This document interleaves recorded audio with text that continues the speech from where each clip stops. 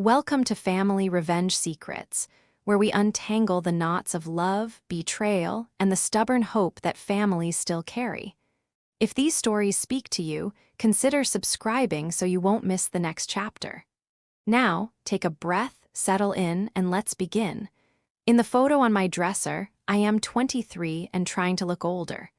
I have that careful smile women practice when they want to be both beautiful and believable. The man beside me, with his hand on my shoulder, is the reason I believed. Our pastor had just said the words about forever, and the whole church smelled like lilies and wax. To have and to hold, he'd whispered in my ear, and because love arrives sounding like scripture, I mistook it for truth. I am 50 now. 50 is not old, but it is honest. Your body keeps the ledgers your memory tries to soften.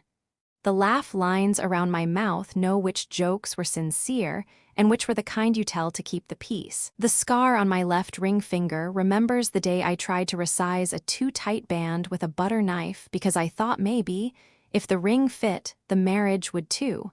It didn't. The jeweler fixed the ring. No one fixed us.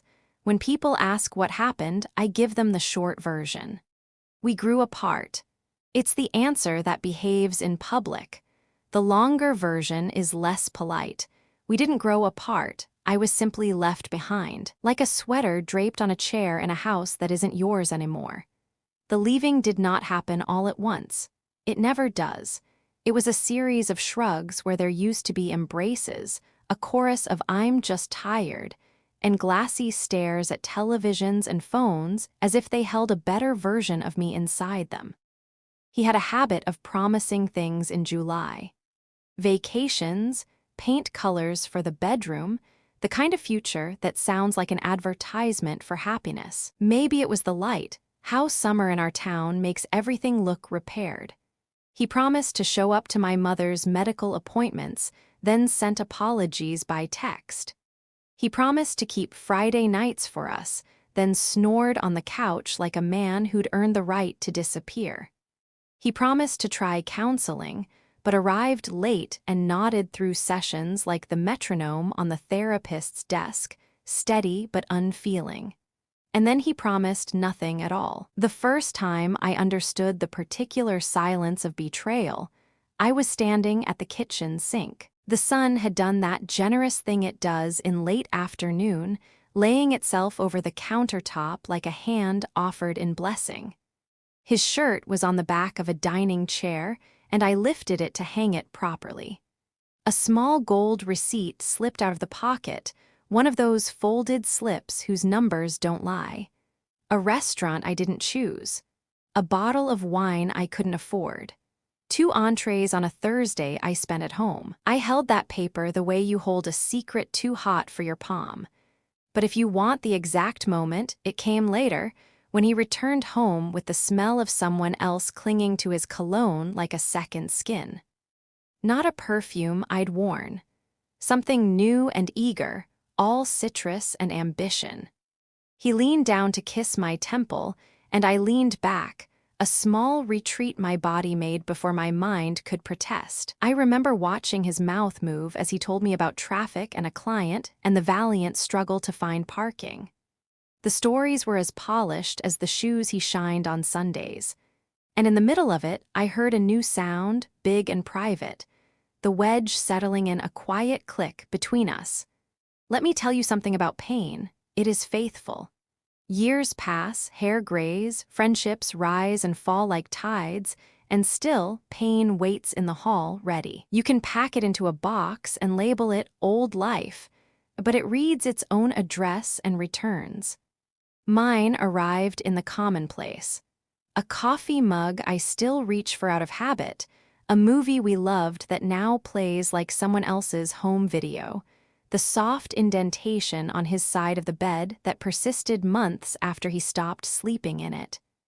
It arrived in church, too, when the couple in front of me renewed their vows and I remembered how hope sounds on a microphone, loud enough to drown out doubt for an hour. When he left for real, it was a Tuesday. He said the word sorry slowly, as if sounding it out would earn extra credit. He took his suits, the signed baseball from his father, and the leather chair he never let anyone sit in. He left behind a drawer full of pennies, a dead plant I could not revive, and a calendar turned faithfully to March, as though time itself had been a shared obligation I would continue to manage alone. I sat on the staircase with my palms pressed to the steps, trying to. Friends rallied. They brought casseroles, which is a way of feeding the soul without asking it to cook. One gave me a book about grief that promised 5 stages, tidy as chapters. I tried to follow the recipe: denial, anger, bargaining, depression, acceptance, but life refused to bake evenly. The stages arrived out of order, undercooked, or burnt, sometimes all in the same afternoon. On good days, I made lists. On bad ones, I alphabetized regrets. There was a night, I don't talk about it much, when I found myself driving to the edge of town, the radio low, the road unspooling in front of me like a thread I wasn't sure I should be pulling. The old steel mill sat hulking and useless, a monument to promises that didn't last. I parked, cut the engine, and listened to the wind. I tried out the sentence, "I forgive him," in the empty car. It clanged around the cabin and came back dented. I didn't, not then. But there were other nights, too. Nights when my daughter, 12 then, still unembarrassed to fall asleep with her head in my lap, would breathe in that small, steady way children do when they've surrendered to the safety of you. I would smooth her hair and wonder if love could be rebuilt, not with the architecture of romance, which is so prone to weather, but with the stubborn materials of ordinary days. I learned how to fix leaky faucets and mount shelves and carry groceries in with one trip, because why not be powerful where you can? I bought a small lemon tree for the porch that kept trying to fruit, even out of season. I admired its audacity. People say time heals. I don't think it heals so much as it rearranges.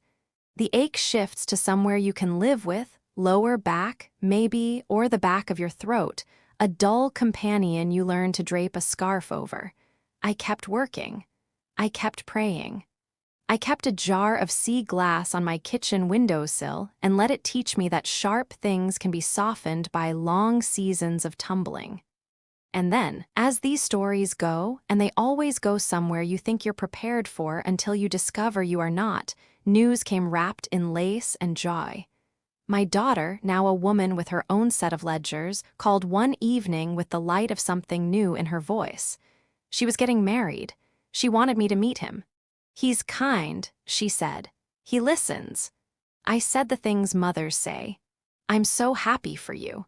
And I meant it with every unhealed part of me. I did not know then that the old promise would rise from the rubble and put on a tuxedo. I did not know that the face I had practiced forgetting would return as a guest of honor. I only knew that somewhere beyond the safer rooms of the past, a door had opened, and the draft that came through it felt familiar. He came to dinner on a Thursday, the good plates pulled down from the top shelf and the tablecloth ironed until it lay like a quiet pond across the oak. My daughter fussed with the candles the way brides do in the weeks before the announcements, angling them until flame and shadow reached an agreement. She buzzed, a little bee of joy, tasting every sweetness twice. "You'll love him," she said, and I believed her because daughters, even grown, try to hand their mothers good news like flowers. He arrived with his sleeves rolled and a bottle of Pinot carried carefully, label out. There's a kind of confidence some men learn from boardrooms and airports, as if their bodies remember the choreography of arrival.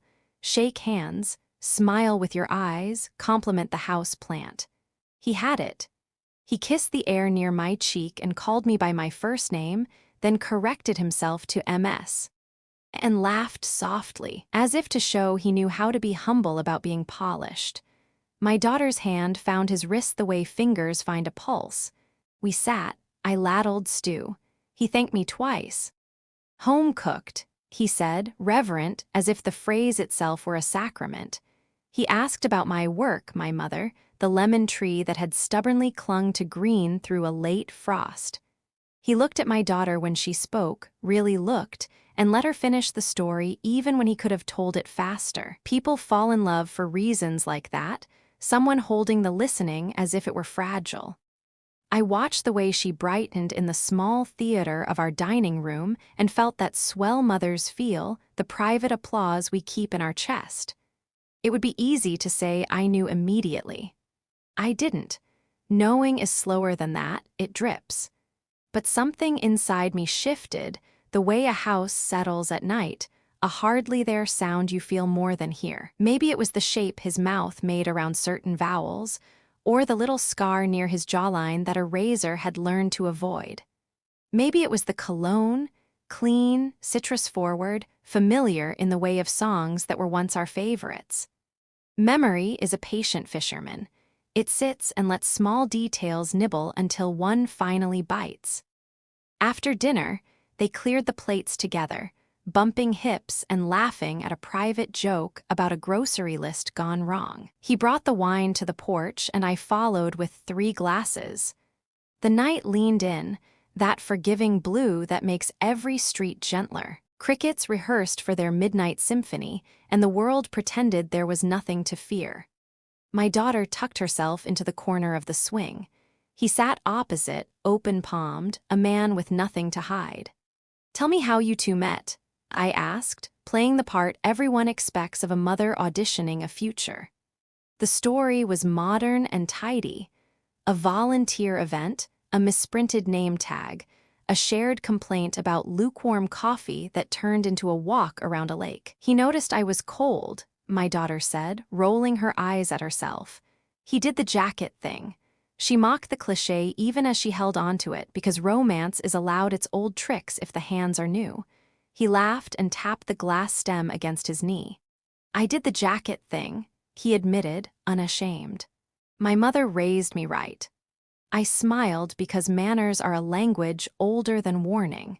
We translated each other through it for another hour, schools, cities, books that had left a mark. He liked biographies of complicated men. He had a sister in Denver and a running injury he nursed like a story he could bring out when silence needed a companion. I learned the outer map of him, the kind printed for travelers. The inner map stayed folded. When they left, I washed the wine glasses twice, not because they were dirty, but because some senseless part of me believed clarity could be scrubbed into existence. In the sink's reflection, I watched my own mouth form questions it wasn't ready to ask. The house, generous as ever, absorbed my pacing the way old friends absorb our worst habits without comment. The next weeks were a procession of lists that pretended to be peace. Venues with chandeliers that looked like frozen rain, florists who could name 5 different kinds of white, photographers with portfolios full of unrealistic sunsets. My daughter included me in everything, which was both a kindness and a test. We stood shoulder to shoulder at boutiques as salespeople pinned lace and tulle to her like a promise. She would turn to me, breathless. "This one?" I nodded and swallowed the lump that arrives when a mother sees her child in a mirror meant for brides. It is a lump made of years. Multiplication facts at the kitchen table, Band-Aids peeled from knobby knees. The first time she drove away alone, and the way the taillights looked like punctuation in a sentence I hadn't finished.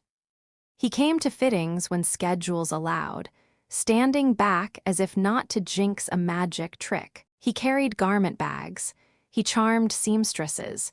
He used the word "we" about the future and the word fit him.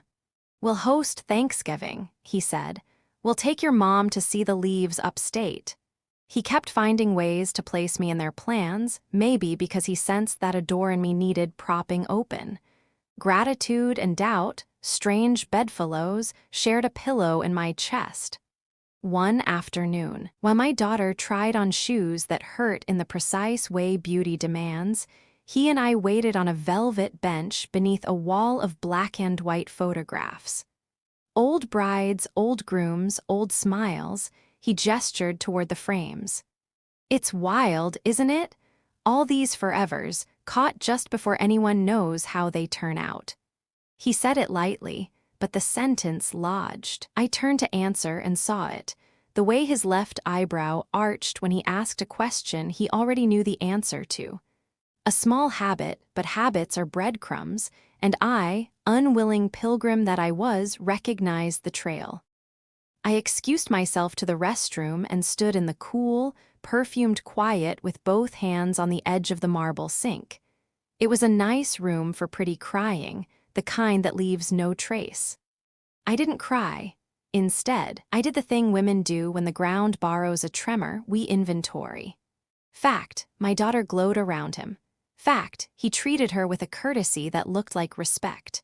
Fact, I was afraid of a ghost that had learned new tricks.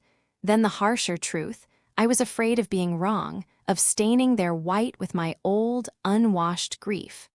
Later that evening, I pulled a box from the back of my closet, the one with the brittle ribbon I never found a reason to untie. The photos inside had been good company for a long season, silent, obedient, willing to be returned to their sleep if I changed my mind. I spread them on the bed and let the past line up like suspects. A jawline, a wrist bone, a way of standing that suggested a man who believes rooms are improved by his presence. I traced faces with my fingertips as if memory were braille and I had gone suddenly blind. The phone buzzed. A message from my daughter, a photo of her hand on a steering wheel, the ring catching sunset. We picked a date, she texted. A confetti cannon in 2 words. I stared at the screen, felt the heat of love rise, unrequested and obedient. "I'm proud of you," I typed back. It was true. It was also incomplete. Pride lives comfortably with fear. They are, in many families, cousins who share a last name. I lay back and let the ceiling fan pull the room into circles. Maybe I was simply seeing patterns because I had once been cut by the glass. Maybe all men share a handful of mannerisms the way all kitchens share a junk drawer. Maybe time, mischievous, was playing its favorite game, sneaking old music into a new playlist to see if I was paying attention. Still, when sleep finally took me, it brought a dream that had been waiting for years. Lilies and wax, a hand on my shoulder, and a sentence about forever that dissolved as I reached for it, leaving only the taste of a promise I could almost name. The first time I allowed myself to look at him without the filter of my daughter's happiness, I felt the ground shift beneath me. It happened on an ordinary Sunday afternoon. He and my daughter came by after church, her laughter arriving a few steps before they did. He carried a pie in one hand and a bouquet of tulips in the other. The pie was blueberry, my favorite, though I had never told him that. Or had I, once long ago, when the world was lit by a different sun. We sat in the living room, the tulips already drinking water from a tall vase. My daughter curled up on the sofa, her head resting on his shoulder as naturally as if it had grown there. He told a story about getting lost on a back road, the kind of harmless misadventure lovers turn into comedy. His voice filled the room, low and smooth, and in the middle of his sentence, something in me jolted. The cadence, the pause before his punchline, the small shake of his head, like a bell rung far away, I recognized it. I pressed my hand to my teacup as though it were the only steady thing left. My daughter looked at me and smiled, delighted by him, by the life they were knitting. I smiled back, though the thread in my chest was beginning to unravel. Later, when they left, the house shrank back into its silence. I walked from room to room, opening drawers I hadn't opened in years, searching without admitting what I was searching for. Finally, in the back of my bedroom closet, beneath a stack of winter blankets, I found it, a shoebox tied with a faded ribbon. Inside were letters, photographs, scraps of a life I once lived. I sat cross-legged on the carpet, the box open before me. In one photo, taken on a sunburnt beach decades ago, he was laughing, his hair windblown, his arm around my waist. The man in the picture had fewer lines around his eyes, but the smile, that smile was unmistakable. I held the photo close, comparing it to the image now imprinted in my mind from dinner, from church, from the countless ways he had stepped back into my daughter's life and therefore mine. My heart pounded as if I had been running. Could it really be him? Could time have looped around in some cruel trick, placing my daughter in the path of the very man who had once broken me? The next morning, I tried to dismiss the thought. People resemble each other. Voices echo. We see what we fear. I told myself all of this as I washed dishes, as I kneaded dough for the bakery order, as I folded laundry with mechanical precision. But fear is stubborn. It lingers like smoke after a fire. That evening, they invited me to a small gathering at a friend's house. I went, carrying a casserole, my smile rehearsed. He was there, greeting people with the ease of someone who knows he belongs. When he turned to me, his eyes held mine a beat too long, as if he were testing me, searching for recognition. My stomach dropped. The room buzzed with chatter, but all I could hear was the sound of my own pulse. When he laughed at a joke across the table, it was the same laugh that had once been my compass home. I wanted to shout, to demand answers, to ask him how he could stand there pretending. Instead, I excused myself to the restroom, splashed cold water on my face, and stared at my reflection. The woman in the mirror looked like me but older, heavier with secrets. She whispered questions I had buried years ago. Why did he leave? Why wasn't I enough? Why now, of all times, does he return in this disguise of respectability, wearing a ring for my daughter instead of me? When I returned, I found him watching me from across the room. His expression was polite, neutral, but behind his eyes something flickered, recognition, maybe even amusement. My daughter slipped her arm through his, unaware of the storm gathering inside me. That night, long after they dropped me home, I sat alone at the kitchen table. The tulips he had brought were beginning to open, their petals fragile, almost translucent. I touched one gently and it folded under the weight of my finger. I knew then what I had been avoiding. It was him. The man who had once sworn to love me forever, the man who had walked out and left me to rebuild alone. And now, he had returned not as a ghost, but as flesh and blood, standing beside my daughter in a suit of charm. The promise that hadn't lasted was reaching for a second life, and it was tangled up with my child. I whispered into the quiet kitchen, "God help me," because I already understood. Silence would not save her. And the past, no matter how tightly boxed, had come knocking at my door. The days that followed felt like walking barefoot across broken glass. Each moment with them, my daughter and the man she adored cut a little deeper. I tried to smile in the right places, to nod when wedding plans poured out of her like water from a fountain. But beneath my smile, questions seethed. On Tuesday, she asked me to join them for a cake tasting. I said yes, because what else could I do? The bakery smelled of sugar and vanilla, innocence itself. We sat around a small table while the baker presented slices on porcelain plates. My daughter fed him a forkful of lemon chiffon, laughing when a crumb caught at the corner of his mouth. He leaned toward her, eyes soft, and for a moment I almost forgot who he was. Almost. When he reached for a napkin, our hands brushed. It was accidental, polite, but the touch unlocked a memory I had locked away decades earlier. The night he slipped his hand into mine during a concert, the same warmth, the same quiet claim, my chest tightened. I pulled my hand back quickly, my smile too stiff. Later that evening, I stood at the sink washing dishes when my phone buzzed. A message from him, "Thank you for coming today." It meant a lot to her, and to me. My heart stumbled. I read it twice, 3 times. The words were innocent, but something in the phrasing, the rhythm, belonged to the man I once knew. I deleted the message, but the ghost of it stayed on my skin. The next weekend brought another rehearsal dinner, another chance for the past to haunt me in flesh and bone. I watched as he charmed my relatives, telling stories about childhood summers and long road trips.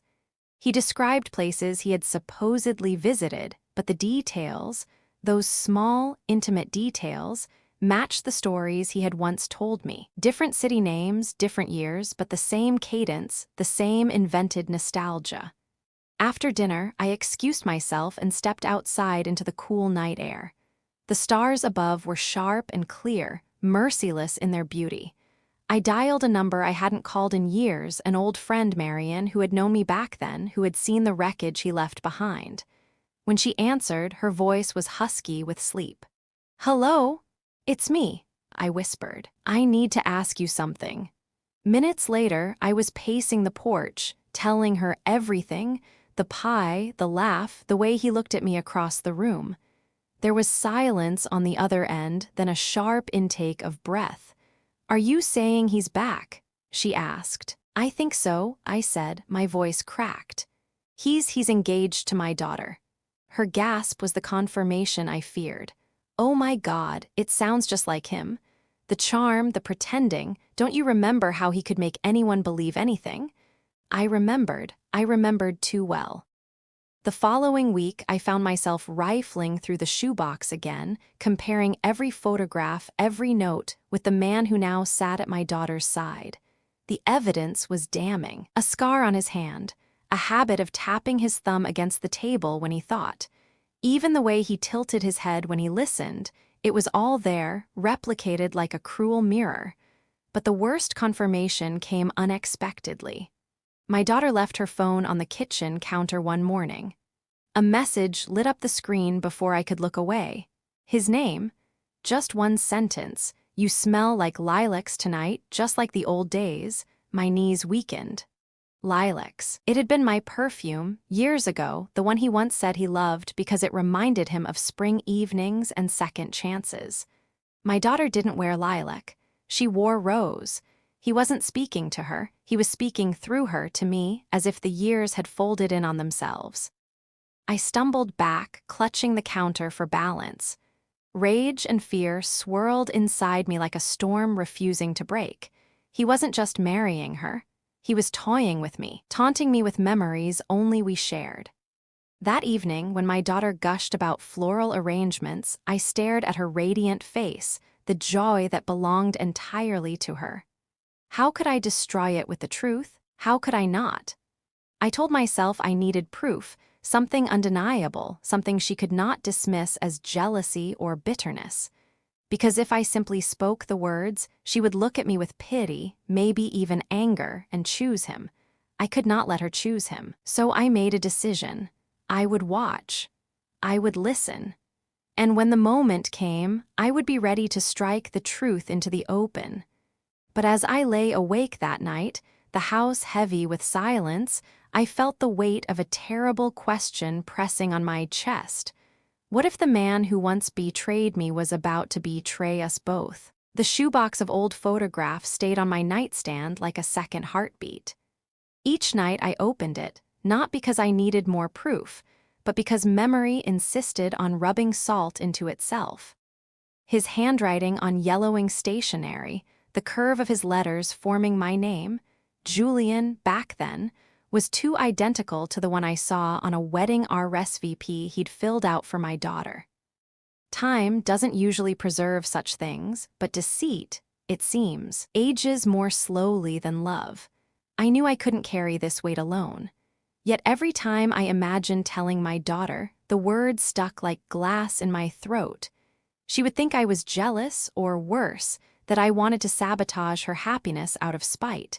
So I did what frightened people do best. I delayed. And in that delay, the shadows grew longer. One afternoon, while helping her sort through stacks of bridal magazines at the kitchen table, I slipped away to the living room when her phone buzzed. I know it was wrong. Mothers are supposed to protect, not pry, but desperation makes its own rules. On the screen, his name. I tapped it open with trembling fingers. The message read, "Remember San Diego, that beach house in '92? I'll never forget." The floor might as well have dropped beneath me. San Diego, 1992, the year he left me. The year I learned what betrayal tasted like. And now he was feeding my daughter the same memories, as though he could recycle romance, stitch it onto a new heart as if nothing had been broken before. I snapped a photo of the message and slipped the phone back just as she entered the room, humming, her cheeks flushed with the glow of a bride-to-be. I smiled, though my insides were unraveling like old thread. That night, I drove across town to Marion's house, the only person who had known me when my marriage collapsed. She opened the door in her robe, her eyes widening when she saw my face. "It's him," I said before she could even greet me. "It's really him." Over tea at her kitchen counter, I showed her the photo of the message, the old pictures, the matching details. She pressed her hand to her mouth. "You can't let her go through with this." "How do I tell her?" My voice cracked. "If I just blurt it out, she'll think I've lost my mind." Marion leaned closer. "Then don't blurt. Gather everything. Dates, places, texts. Build a story she can't deny. Let the truth do the speaking." Her advice lodged in me like an anchor. I left her house with a plan. I would collect proof until there was no air left for his lies.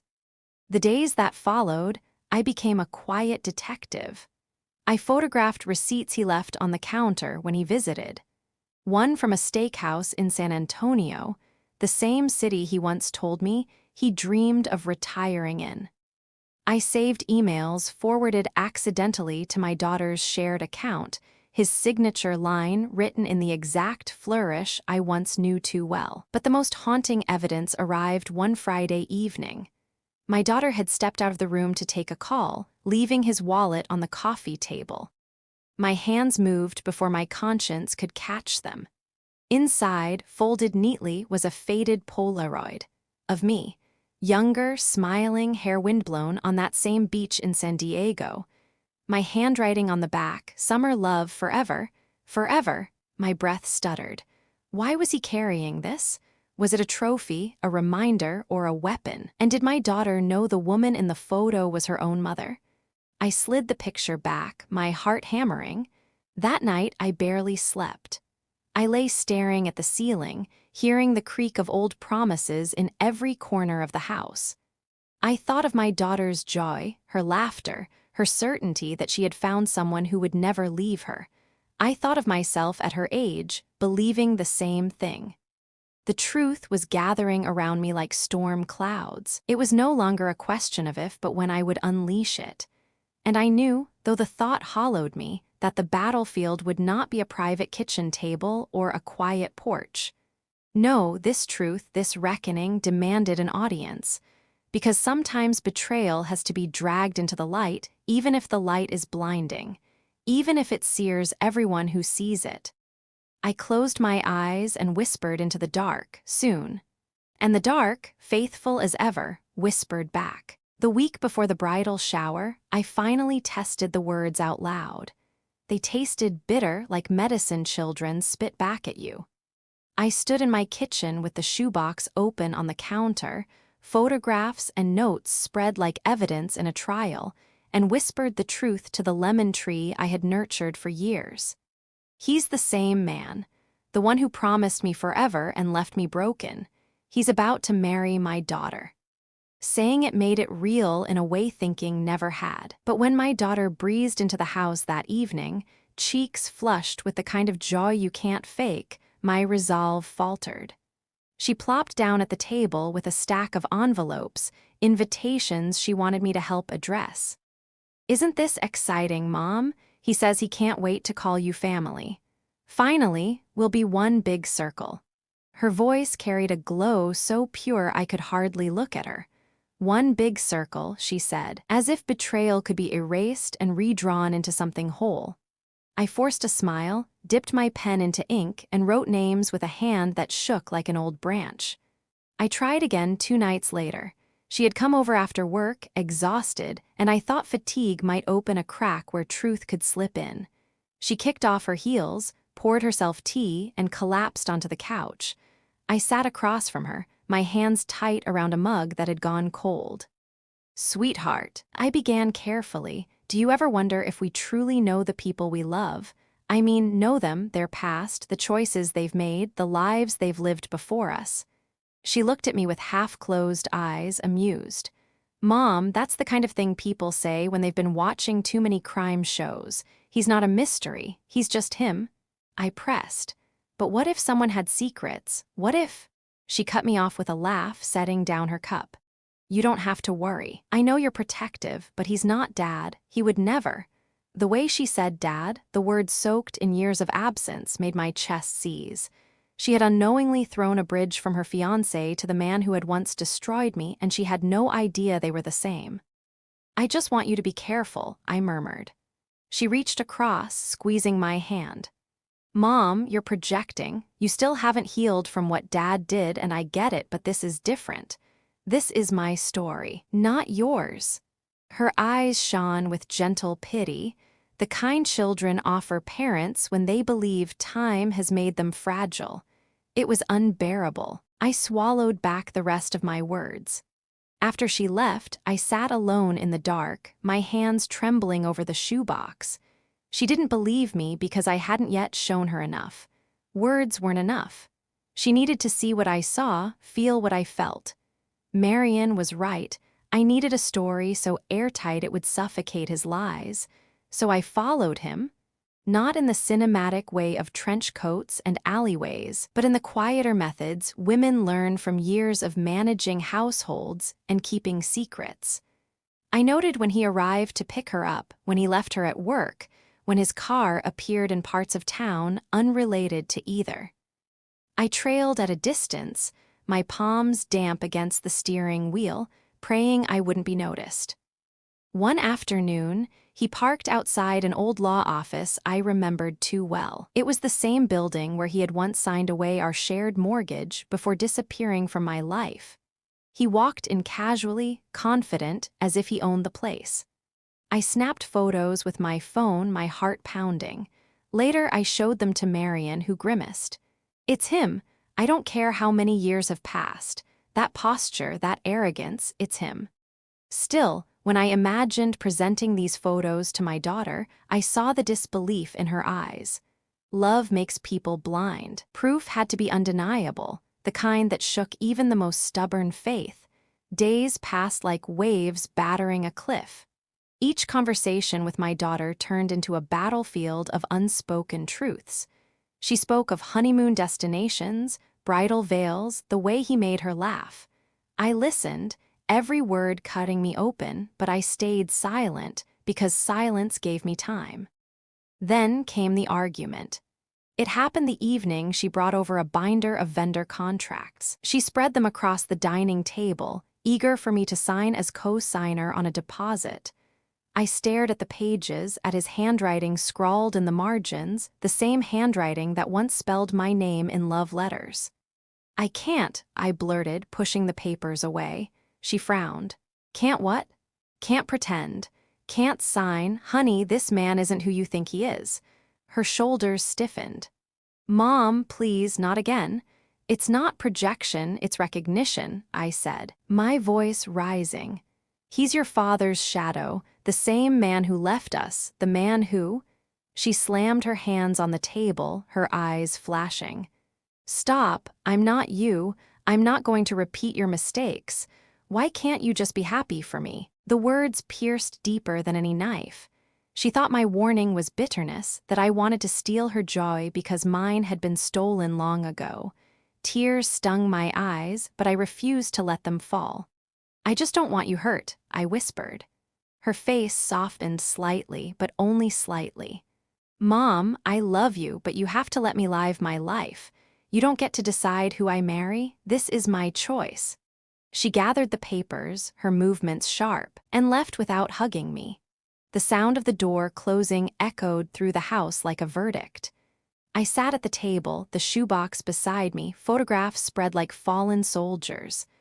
My daughter's words still rang in my ears. I'm not you. But she was. She was exactly me, young, in love, blinded by charm. History was preparing to repeat itself, and if I didn't act soon, she would inherit not just my smile or my stubbornness, but my heartbreak. So I wiped my tears, closed the shoebox, and whispered a vow into the silence. If she won't believe me, I'll make her see. Even if it breaks her heart, better broken now than shattered forever. And in that moment, I knew the battle was no longer about my wounds. It was about saving hers before they were carved too deep. The night after our argument, I sat awake at the kitchen table, the shoebox of memories closed but heavy in front of me, like a witness refusing to leave the stand. My daughter's voice still rang in my ears. "I'm not you. I'm not going to repeat your mistakes." I pressed my palms to my face, trying to breathe through the ache, but the air in the house felt thick, crowded with ghosts. It was clear now, words wouldn't save her. Love had wrapped a blindfold around her eyes, and my grief made her see me not as a protector, but as a bitter old wound. If the truth was going to pierce through, I would need something sharper than warnings. I would need evidence so undeniable it would rip the blindfold away. The next morning, I called Marian. "I have to know everything," I told her, my voice low, urgent. "I need to gather proof he can't deny, proof my daughter can't explain away." She didn't hesitate. "Then we'll start digging. Background checks, property records, old contacts. If he's trying to rewrite history, there will be cracks in the story. He's too arrogant to erase them all." Her calm steadiness gave me something I hadn't had in weeks: direction. That afternoon, armed with coffee and a notepad, I drove to the county clerk's office, the same brick building where I'd once signed my divorce decree. The smell of paper and dust hit me like a tide. My hands shook as I searched through records, names swimming before my eyes until one finally surfaced. His. Different address, different employer, but the same birth date, the same scarred signature. My pulse quickened. He had changed details, jobs, residences, even the story of where he grew up, but he couldn't change the bones of his identity. I snapped photos of the documents and filed them into a new folder, separate from the shoebox. This wasn't nostalgia anymore. This was ammunition. Later that week, I followed him again. I hated myself for it, the way I crept behind the wheel like some desperate spy, but fear sharpens instincts you didn't know you had. He left my daughter's apartment late on Thursday alone and drove across town to a quiet bar tucked behind a gas station. From the parking lot, I watched him greet another woman, young, dark-haired, dressed in a red coat. They laughed together, leaning close, his hand resting on her elbow with the same intimacy he once reserved for me, the same he now showed my daughter. I raised my phone, snapping photo after photo, my stomach a knot of acid. It wasn't just about me anymore, or even about my daughter. This man collected lives like souvenirs, switching them out whenever one dulled. The photos became part of the growing pile of evidence, messages, records, snapshots that told a story more damning than any words I could speak. Still, part of me trembled with doubt. Would my daughter believe me, or would she see only what love wanted her to see? Marian pushed me forward. "Don't wait until after the vows. Once she's his wife, it'll be harder to free her. You have to stop this before the wedding day." Her words landed with the weight of a verdict. I knew then what I had to do. The wedding wouldn't just be a celebration. It would be the stage where truth would finally be forced into the open. That weekend, my daughter invited me to tour the venue again, a restored barn draped with fairy lights and wildflowers. She floated through the space, pointing at corners where she envisioned laughter, toasts, promises. He stood beside her, polished as ever, nodding, smiling, a counterfeit groom rehearsing for an audience. As they walked ahead, I hung back, my fingers tightening around my phone. I imagined the photos displayed on the projector screen, the receipts read aloud, the truth crashing down not as whispers but as thunder. The vision horrified me and steadied me all at once. That night, I laid everything out on my dining table. The county records, the texts, the photographs of him with the woman in the red coat, the Polaroid he carried of me. Piece by piece, the story assembled itself. A man who had once betrayed a wife, now poised to betray a daughter, hiding behind the same practiced smile. I slipped everything into a thick envelope, sealing it as though I were locking a coffin. Then I wrote a note in my own hand. Before you say I do, read this. Know the man you are marrying. I tucked the envelope into my purse, the weight of it pressing against me like a secret too large for one body to hold. In the quiet that followed, I whispered a vow not to God, not even to my daughter, but to the girl I once was, the one who had believed in forever and been abandoned on a sunlit beach. I won't let him do this to her. I won't let history repeat. The clock on the wall ticked past midnight. Tomorrow would bring more planning, more rehearsals, more moments of pretending.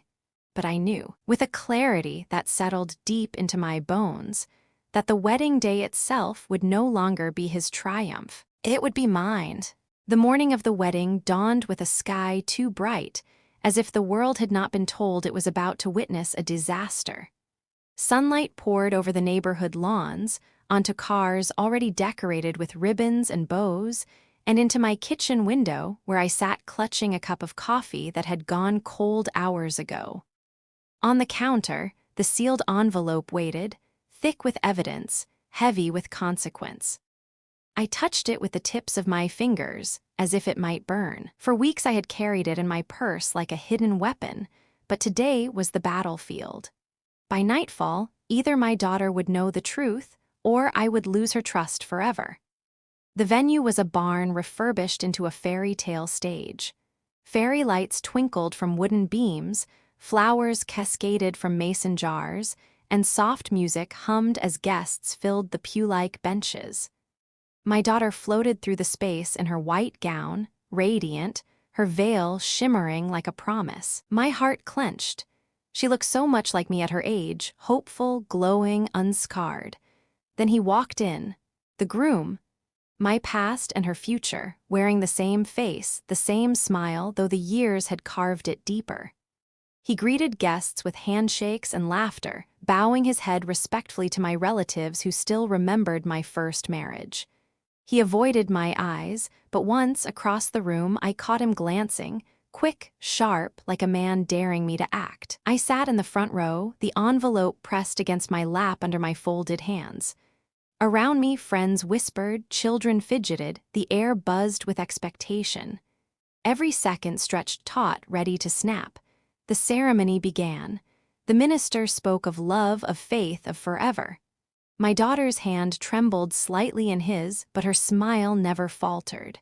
My throat ached as I watched her mouth the words. For better, for worse, for richer, for poorer. How easily those vows had slipped off my own tongue once, how heavy they had become when broken. When the minister asked if anyone had reason these two should not be joined, the room fell silent, the kind of silence that hums with politeness. I felt every eye slide forward again, eager for the story to continue. But inside me a drumbeat pounded, now, now, now. I stood. My knees nearly buckled, but my voice carried, sharp enough to slice the hush. I do. Gasps rippled through the crowd. My daughter turned, her veil brushing against her cheek, confusion flooding her eyes. The groom stiffened, his smile freezing, his hand tightening around hers as if to anchor her. I have proof, I said, holding up the envelope. He is not who you think he is. He is the man who once promised me forever, then abandoned me. He is your father's shadow, returned in disguise, and worse, he is still lying to you now. A murmur spread among the guests, the sound of disbelief colliding with curiosity. The minister stammered, "Ma'am, perhaps." But I stepped forward, pulling the photos from the envelope. My hands shook, but my voice grew steadier. I held up the Polaroid of myself on the beach, the handwriting on the back. I passed the phone screenshots of his messages. Remember San Diego, 1992. I displayed the photographs of him with the woman in the red coat. Whispers turned into exclamations. My daughter's face drained of color. She looked from the images to the man beside her, searching for denial, for comfort, for anything to prove me wrong, but he said nothing. His jaw clenched, his eyes flicked toward me with a flicker of rage, then toward her with the practiced softness that had once fooled me. "She's bitter," he began, his voice smooth. "She's inventing stories. She can't stand to see me happy again." "Enough!" My voice cracked through the barn, stronger than I knew I could be. You've lied for decades, but you cannot lie your way through this." The minister tried to restore order, but the ceremony had already dissolved into chaos. Guests craned their necks, muttering, some shaking their heads, others staring openly at the man caught in his own web. My daughter tore her hand from his. Her chest rose and fell quickly, her breath shallow, eyes wide with betrayal, not at me but at him. "Is it true?" she whispered. For a moment he faltered. Then his mask slipped, his shoulders sagging. "Yes," he admitted, too quietly for the crowd but loud enough for her. The air seemed to collapse. My daughter staggered back, clutching her veil as though it could shield her. Tears spilled down her cheeks, staining the white fabric. She looked at me, her eyes burning with hurt and gratitude all at once. The groom, my past, stood exposed before everyone, his charm shattered, his future gone. Guests began to leave in stunned silence, some glaring at him, some brushing past without a word. The fairy lights still twinkled, absurd in their cheer, as if they hadn't just illuminated ruin. I walked to my daughter, gathered her trembling hands in mine. "I'm sorry," I whispered. "I had to stop this. I couldn't let him hurt you the way he hurt me." She collapsed into my arms, sobbing against my shoulder. And as I held her, surrounded by the whispers of broken vows and ruined flowers, I knew the battle I had fought was not for revenge alone. It was for her life, her future, her freedom. Outside, the bright sky still shone, indifferent to the wreckage inside the barn. But for the first time in years, I felt something close to peace. The truth had finally been dragged into the light, and though it seared, it also set us free. The barn emptied slowly, like a tide pulling back after a storm. Guests shuffled out in clusters, their whispers trailing behind them like smoke. Some shook their heads in disbelief, others glanced at me with eyes wide, as if I had struck the match that lit the whole place on fire. The truth was I had.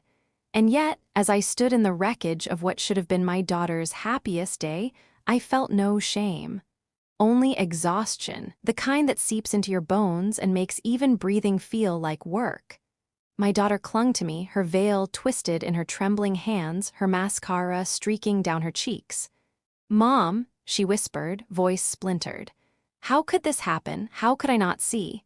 I stroked her hair, the same way I had when she was a child crying after a nightmare. "Because love makes us blind, sweetheart. It makes us see what we want, not what's there. I know because I lived it before you." Across the room, he still stood, my past, her would-be future, his jaw set, eyes darting like a cornered animal. He had lost the crowd, lost the mask, but still he searched for a way out. When his gaze landed on me, the corner of his mouth curled in something between a sneer and a smirk, as if to say, "You won this round, but the war isn't over." He stepped forward, addressing the few relatives who lingered. "She's lying," he insisted, his voice louder now, desperate. "You all know she never forgave me. She would do anything to poison this marriage." I raised the envelope again, shaking my head. "These aren't lies, they're facts. Documents, photographs, words from your own mouth. If you want to call me a liar, then explain why you kept a picture of me from San Diego in your wallet all these years. Explain the text messages. Explain the other woman." Gasps rose again from those still inside. He faltered, words catching in his throat.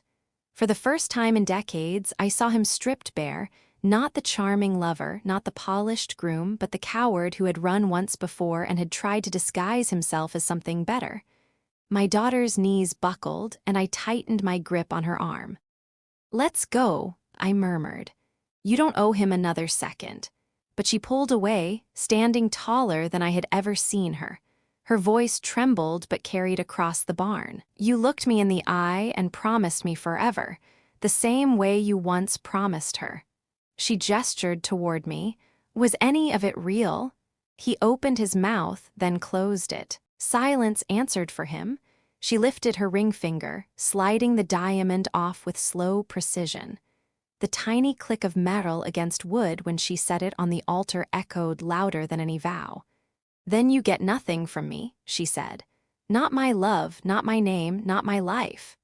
Tears welled in my eyes, not from sorrow, but from a pride so fierce it nearly broke me. My daughter had chosen herself, and in doing so, she had broken the chain that once bound me. He turned away, his face gray, muttering curses under his breath. Without the spotlight, he shrank, no longer the man who commanded rooms, but just another fraud exposed. I knew he would leave town soon. Men like him always did. They thrived on fresh starts and new lies. We walked out into the sunlight together, my daughter's arm looped through mine. Guests gathered in small clusters near their cars, their conversations stopping as we passed. Some nodded with quiet respect. Others looked away, uncomfortable with the spectacle of broken vows. Outside the barn, the flowers still bloomed, the sky still stretched wide and indifferent, yet everything had changed. My daughter leaned against me, her breath shaky. "I hate him," she whispered, "but I hate myself more for not seeing it." I stopped, turning her toward me. "Don't you dare blame yourself. He fooled me too, and I was older, wiser, or at least I thought I was. The fault isn't in trusting, it's in the one who betrays that trust." She nodded, though her eyes still brimmed with grief. It would take time for the wound to scar, but she had me, and I would not let her carry it alone. Marian appeared from the crowd, her face a mixture of relief and sorrow. She hugged me tightly. "You did it," she whispered. "You saved her." Did I? I wondered. Saving always leaves scars. My daughter's dream had been shattered in front of family, friends, the whole town. The humiliation would cling like smoke, but better ashes now than ruin later. As we drove home, my daughter stared out the window, her fingers tracing invisible shapes on the glass. I wanted to fill the silence to comfort her, but I knew some silences must be honored, so I let the hum of the road carry us. At home, I tucked her into bed like I had when she was small. She fell asleep with her hand in mine, exhaustion finally claiming her. I sat there long after, watching the steady rise and fall of her chest, whispering a promise to the shadows.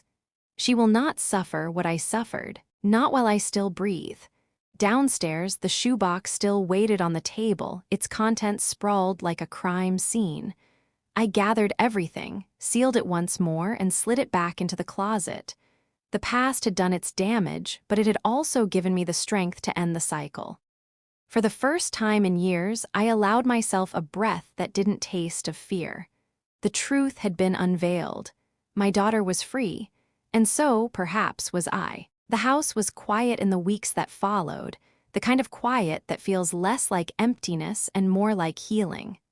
My daughter moved back in with me for a while, her suitcase tucked in the corner of her old room, her shoes once again by the front door. At first, she drifted through the house like a ghost, her shoulders heavy with shame she didn't deserve. But little by little, life began to return to her face. One morning, I found her in the kitchen, hair tied messily, humming while scrambling eggs. The melody was off-key, but it was music to me. I leaned against the doorway unseen and realized that survival often looks ordinary, like breakfast being made after a night of crying. We started taking walks in the evenings, past the bakery, down streets where the maples stretched wide and forgiving. Neighbors would stop us, offering sympathy, sometimes admiration. "You're strong women," they'd say. I never felt strong, but perhaps strength is simply doing what must be done when no one else can. The man, the ghost from my past, was gone, left town quietly as predicted. Men like him never stay to face the ruins they create. For a while, I feared he'd return, try to twist his way back, but weeks became months, and his name faded from conversations, then from thoughts. The only proof of him remained sealed in the shoebox, which I tucked high in the closet. A reminder, yes, but no longer a weapon. My daughter and I rebuilt in small ways. We painted her room a lighter color, bought fresh linens, baked together on Sundays. She laughed again, the sound tentative at first, then stronger. Sometimes she'd stop, mid-laugh, and look at me with tears in her eyes, whispering, "Thank you, Mom, you saved me." But I didn't save her. I simply stood between her and the darkness, the way any mother would. She saved herself the moment she tore off that ring and refused to carry his lies any further. One evening, as we closed the bakery together, she asked, "Do you think I'll ever trust again?" I thought about it carefully. "Yes," I said at last, "because trust isn't the problem, trust is beautiful. What matters is who we give it to, and you've learned, painfully, unfairly, that not everyone deserves it, but that doesn't mean no one does." She nodded, her eyes thoughtful, her face lit by the golden spill of the setting sun. In that moment, I saw not the girl who had almost been trapped, but the woman she was becoming, wiser, stronger, still open to love but no longer defenseless. As for me, I discovered something I had long forgotten: peace. Not the kind promised at the altar, but the quiet kind built slowly, brick by brick, through endurance and truth. I had lost once long ago, but I had not lost myself. And in saving my daughter, I had reclaimed the part of me that still believed in light after betrayal. The story of betrayal is not unique. Families across the world know what it feels like to be deceived, to be wounded by the very people meant to protect us. But the story of standing up, of refusing to let history repeat, that is what endures. That is what heals. So now, as I sit at this table where so much of my life has unfolded, the shoebox hidden away, the lemon tree outside stretching toward the sky, I find myself grateful. Grateful for resilience, for truth, and most of all, for the bond between mother and child, stronger than any lie, stronger than any storm. Dear friends, thank you for listening to this story on family revenge secrets. Your time, your hearts, and your willingness to walk with me through every shadow and every light mean more than words can say. I wish you health, peace, and the kind of love that strengthens families instead of breaking them. May your homes be filled with laughter, your tables with warmth, and your lives with trust that is well placed and never betrayed. Until the next story, take care of yourselves and take care of one another.